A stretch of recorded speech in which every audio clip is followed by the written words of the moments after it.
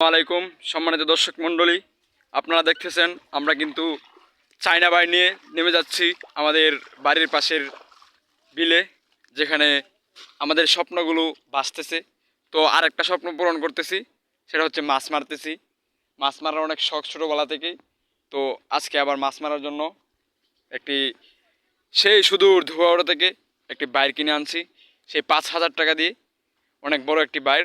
তো এটা এখন আমরা মানে যেটা বলে পাততে নামবো। এই যে আমার ভাই, সে কিন্তু নামতেছে, এই যে সে বাইর টানতেছে পাতার জন্য, দেখতেছেন আপনারা।